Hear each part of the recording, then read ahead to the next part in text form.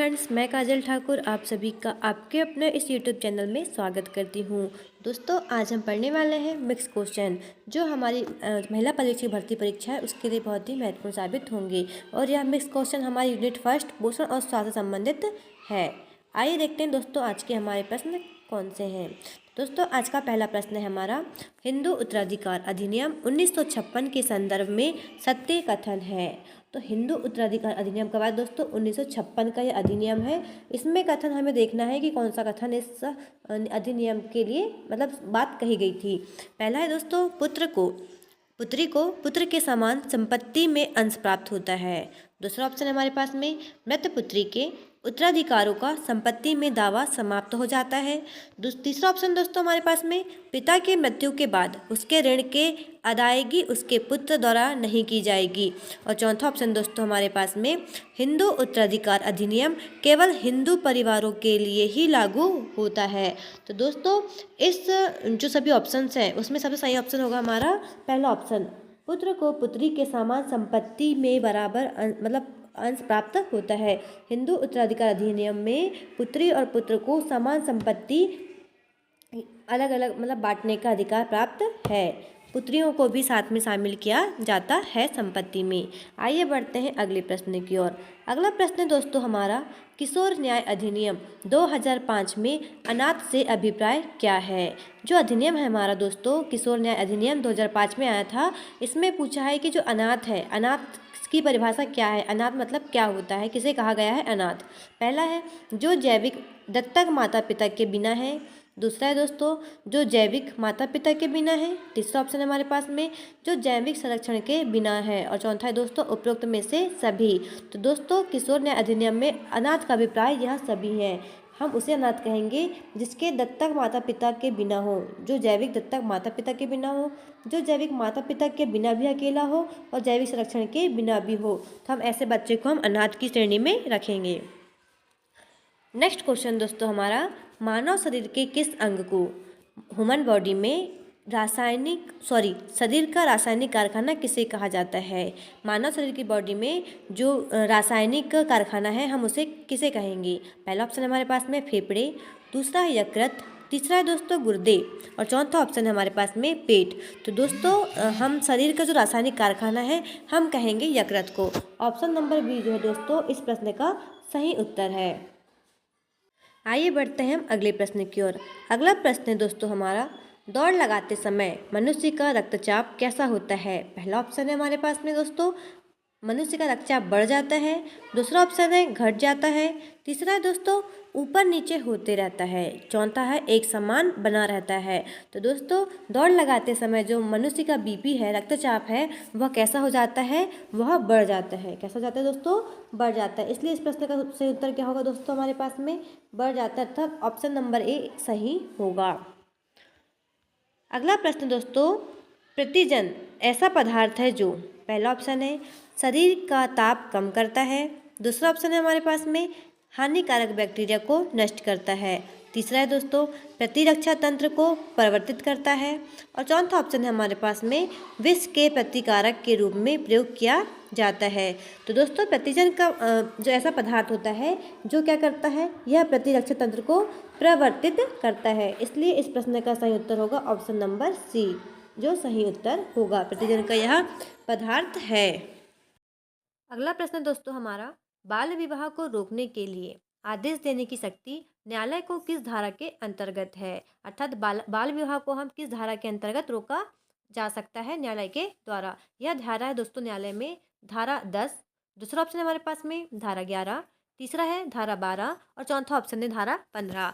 तो दोस्तों, धारा 12 में वर्णित है कि बाल विवाह को रोकने के लिए जो आदेश है वो शक्ति किसके पास है? न्यायालय की धारा नंबर 12 के पास है। 12 में यह वर्णित है कि बाल विवाह को रोका जा सकता है।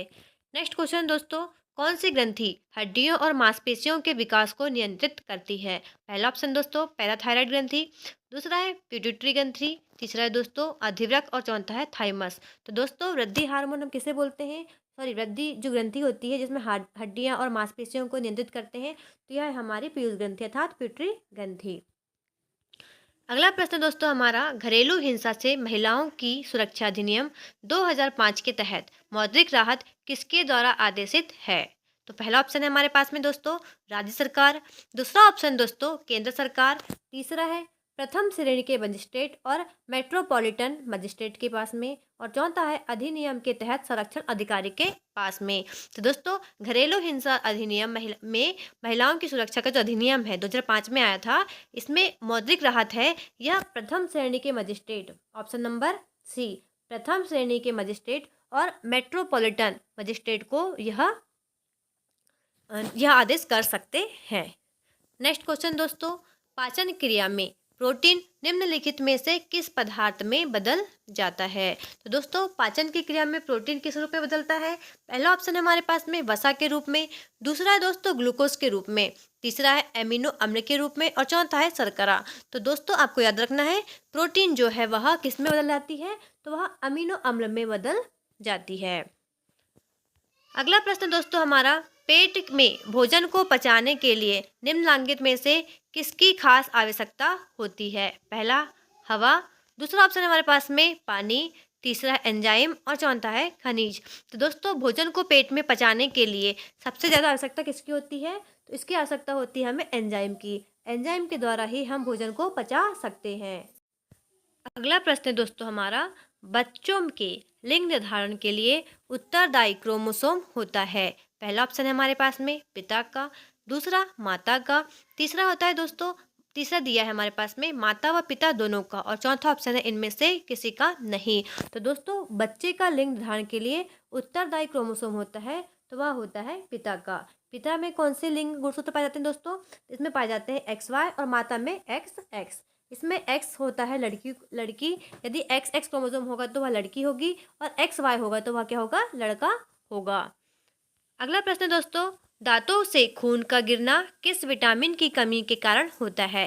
पहला ऑप्शन है विटामिन ए, दूसरा ऑप्शन है हमारे पास में विटामिन बी, तीसरा है दोस्तों विटामिन सी, और चौथा है विटामिन डी। तो दोस्तों दांतों से खून गिरना यह विटामिन हमारे विटामिन सी की कमी से होता है। कौन सा दोस्तों? विटामिन सी की कमी से। विटामिन सी की कमी से कौन सा रोग होता है? विटामिन सी की कमी से स्कर्वी रोग होता है।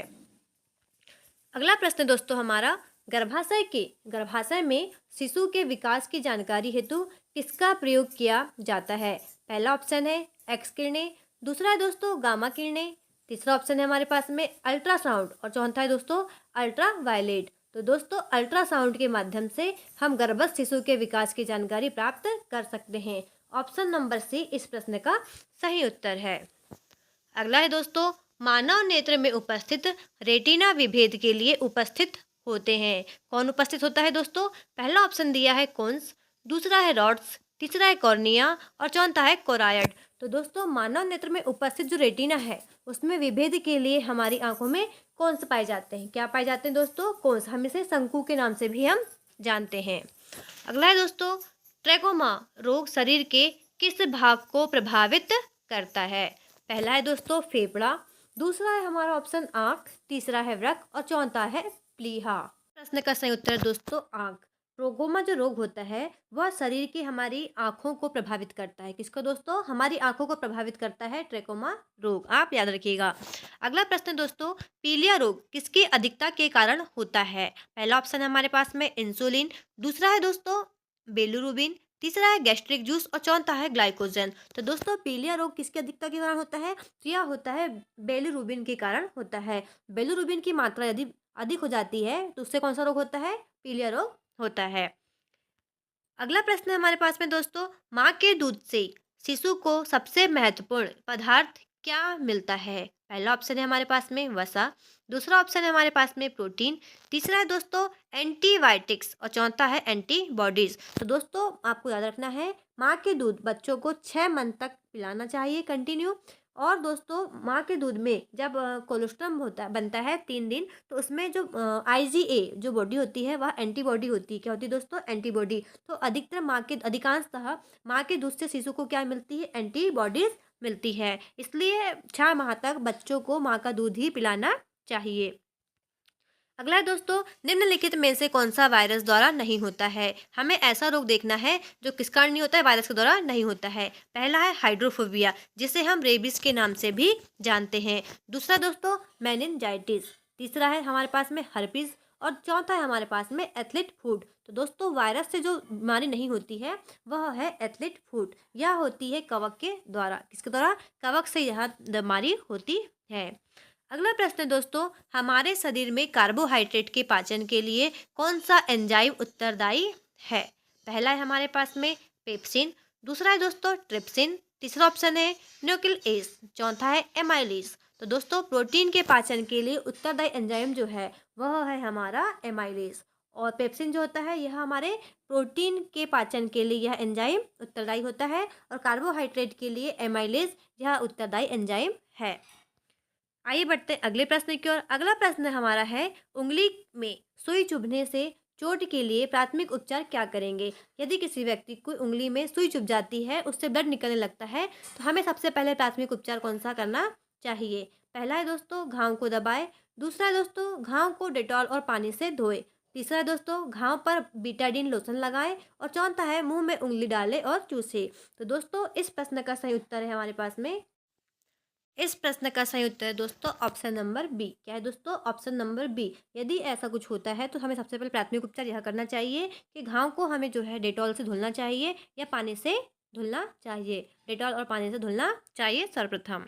नेक्स्ट क्वेश्चन है हमारे पास में दोस्तों, एक बेहोश रोगी, यदि कोई व्यक्ति बेहोश हो जाता है तो उसके मुंह की देखभाल प्रदान करने के लिए उसे किस आदर्श स्थिति में लेटाना चाहिए। पहला ऑप्शन है हमारे पास में फाउलर स्थिति। दूसरा है दोस्तों पार्श्व स्थिति। तीसरा है चित स्थिति। और चौथा है घुटना छाती स्थिति। तो दोस्तों यदि कोई व्यक्ति बेहोश हो जाता है तो उसे मुंह के देखभाल प्रदान करने के लिए हमें उसे पार्श्व स्थिति में रखना चाहिए। कौन सी स्थिति दोस्तों? उसे पार्श्व स्थिति में रखना चाहिए। नेक्स्ट क्वेश्चन दोस्तों हमारे पास में, दाई मिडवाइफ का अंतर्राष्ट्रीय दिवस निम्न पर मनाया जाता है। हमें यहाँ पूछा है मिडवाइफ जो है दाई दिवस, अंतर्राष्ट्रीय दाई दिवस यह कब मनाया जाता है। दोस्तों हमारे पास में ऑप्शन है पहला 5 मई। दूसरा ऑप्शन है 1 मई। तीसरा है दोस्तों 7 अप्रैल। और चौथा है 12 मई। तो दोस्तों मिडवाइफ जो अंतर्राष्ट्रीय दिवस है यह हम सेलिब्रेट करते हैं 5 मई को। कब दोस्तों? 5 मई। इस प्रश्न का सही उत्तर क्या है? 5 मई। और 7 अप्रैल को क्या मनाते हैं दोस्तों? यह मनाते हैं हम विश्व स्वास्थ्य दिवस। क्यों मनाते हैं? 7 अप्रैल 1948 को इस दिन WHO की स्थापना हुई थी। आपको याद रखना है। इस प्रश्न आज का दोस्तों इस वीडियो का हमारा अंतिम प्रश्न है, हैजा कोलेरा किस जीवा के द्वारा होता है, किस जीव के द्वारा होता है या जीवाणु के द्वारा होता है। पहला है हमारा क्लोस्ट्रीडियम टेटनी। दूसरा है क्लोस्ट्रीडियम विल्ची। तीसरा ऑप्शन है हमारे पास में विब्रिया कोलेरा। और चौथा है साल्मोनेला टाइफी। तो दोस्तों हैजा रोग किसके द्वारा होता है? तो हैजा रोग होता है विब्रियो कोलेरिका द्वारा। विब्रियो कोलेरा के द्वारा यह जीवाणु हैजा रोग फैलाता है। दोस्तों हैजा की स्माइल अवधि क्या होती है? तो यह 1 से 2 दिन तक होती है। यह हमारा आज का आखिरी प्रश्न है दोस्तों। यदि आपको हमारे प्रश्न अच्छे लग रहे हो तो हमारे चैनल को लाइक और सब्सक्राइब अवश्य करें, ताकि हम जब भी आगे वीडियो डालें तो तुरंत आपके पास पहुंच जाए। धन्यवाद।